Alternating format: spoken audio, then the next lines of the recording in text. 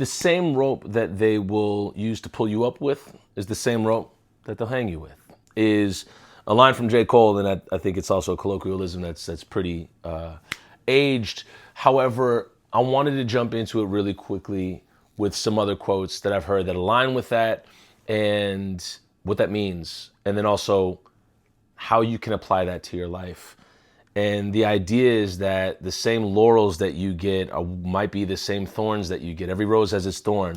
And so when we talk about good and bad, meritocratic language, you really have to understand that once you engage in that, you're engaging in a zero-sum game. You have because somebody else doesn't. Somebody else has because you don't. They won because you lost. You lost because they won, or whatever it may mean. And you're essentially applying your situation to somebody else's. And it really eradicates any accountability that you may have for yourself. Because if you can't take personal accountability for what's going on, well, then you can't really change your circumstances, right? And so once we take accountability for what's happening, we take inventory, we take a look at everything around us, then we can start making some changes and we can start to really get into growth and expansion. And so I heard this line, and what I immediately thought of was an interview with Questlove from The Roots. And he said, you know, a lot of people really get uncomfortable with me because I don't really smile and I don't really cry, or something along those lines. And he said, I don't celebrate the day and I don't mourn the grave. Just stays down the line. And this comes back to what we were talking about, good with it, good without it. And I really wanted to get into, I'll get into the story of how I got into good with it and good without it, and understanding, you know, neutrality with all this. But getting back to the same rope that they use to climb you, to help you pull you up with, is the same rope that they'll hang you with. Is people will always have an emotional response to you. There will always be an emotional response to you or a thing or something. And the emotional response, although it may be positive, you may see it as positive, that positivity can flip to negativity very quickly. So you have to really take some of these things as a grain of salt. And I go back to 2020 here in Minneapolis. A lot of people that thought they were in community or in places where they were being upheld and supported, were the same spaces where they were kind of brought down or taken down or burned down. And so even with a lot of elected officials, regardless of what you may think about them, the same communities that voted for them and said, all right, we rock with you, were the same communities that wanted to, that had a lot of questions about them. And that's part of the work, right? It's being beholden to the people if you're an elected official, and being beholden to your surrounding community. But you have to understand that is the way the game is played, though. So don't act surprised when the same folks that celebrated you now want to see your downfall. And you always have to just keep some type of awareness of that. And when you can keep a compass on it, or some type of hand on the pulse of it, it all makes sense. It all makes sense. And really something I've stood by is be kind to people if they are bringing you up on the rope. And you kind of be kind to people, or just be neutral to people if they're trying to take you down with it. And I don't look at it as really a whole lot different, because it can flip very quickly for a lot of people.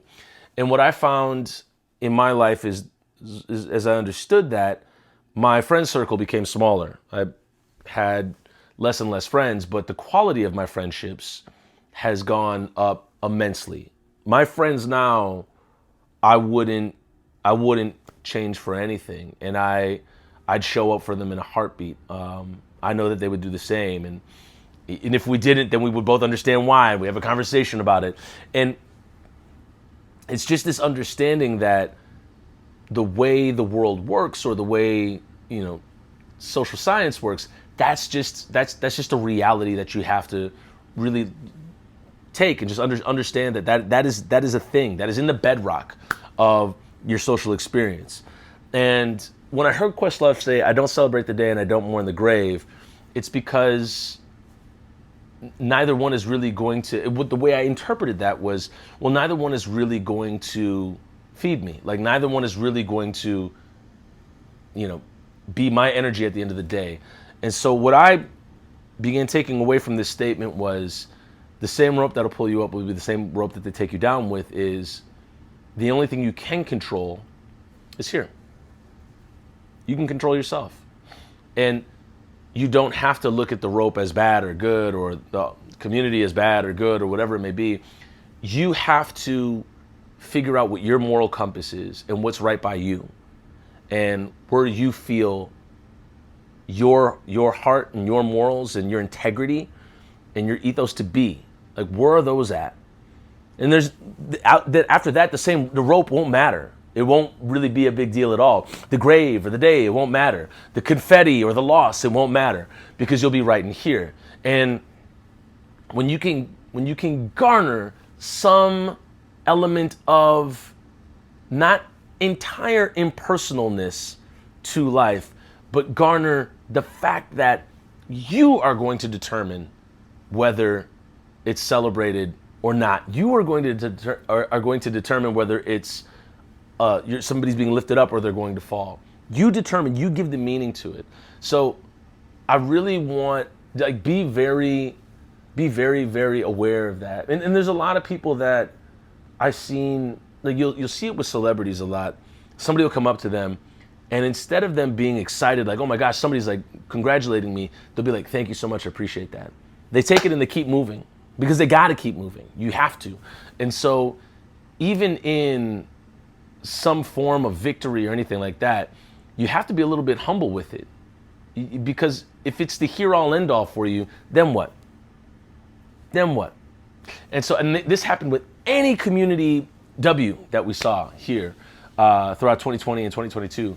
It was always, okay, cool, this happened, now what?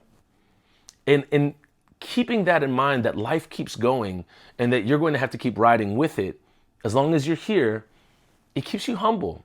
And it keeps you in a place where it's like, okay, well, this seems good or this seems bad, but life is going to go on, and I'm going to have to keep working with whatever this is and keep moving with it down the line. And to get to a quick story on the past video and this video, because I didn't really go into how I got into a state of good with it or good without it, or not celebrating the day or mourning the grave, dare I say, or, as I'll finally say, looking at the rope neutrally. When I was on the road with the band and we didn't feel that we were, entirely successful, there was a moment where I thought to myself, well, if I'm not doing this, then what am I going to be doing? And I didn't like any of the answers to that question. And so I knew that I was going to be doing music. I was going to be doing theater. I was going to be doing some form of art, whether it was, financially abundant or perceivably financially abundant or not. And I made the pact with myself that I was already abundant. We already have everything we need. We have more than what we need right now. And once I made that pact with myself, not entirely pronounced to myself, but I made that pact, and what ended up happening was everything went into a flow state. And even though, we slept on, wooden floors in North Carolina, we slept in our short bus in Murfreesboro, North Carolina, in the hot heat, like, I'm talking like, felt like somebody was gonna die. I still felt everything was a W. Like, I didn't feel like anything was bad or anything awful was happening, or oh man, we're not Fall Out Boy. It was okay, and I was okay with it, and I really, it entered into this place of whatever is next, I'm ready for it. And whatever is next, I welcome it. I'm excited. I should be so lucky to be out here doing the thing that I love to do. And once that hit, it was, you couldn't shake me out of that state. You still really can't shake me out of that state. I look back at the career and the music and the projects and the people and the videos and the tracks and the audio and the interviews, like all the things. And I'm just like, oh my goodness, what a life. This is so cool. And even though there's been many moments where it has felt meritocratic, like, oh, this is really bad, or oh man, this is really good. The it's kind of like the same thing as friendships. It's like the quality of things has really gone up. And that's been my main concern. It hasn't really been meritocratic. And so I think once you can understand that an object can mean death or life, like a rope, then you can start to look at, well, what are you giving meaning to? Right in here, right in here. How can you start to co-create with the universe, with what your life is going to be? How can you start to look at things differently and then change everything while you're looking at it? Wayne Dyer, I believe it was, everything changes once you change the way you look at everything. And so just taking the rope analogy, taking the J. Cole line, I think that's so dope, just to like look at it and be like, oh, yeah, that rope can have two entirely different uses. And that's what it is. And it's the same thing for a lot of things around you. And it's not to, say be hyper cautious, but it's to say, look at the meaning that you're giving to things. And how can you be humble in a perceivable victory and then keep moving? Like how can you really do the inner work to really get past like some of this good or bad? So I'm gonna leave it there. All right, really quick video. Just wanted to give that to you. We'll see you in the next one. Appreciate y'all. And if there's any questions or things you want me to talk about later on, put them in the comments below. Bye-bye.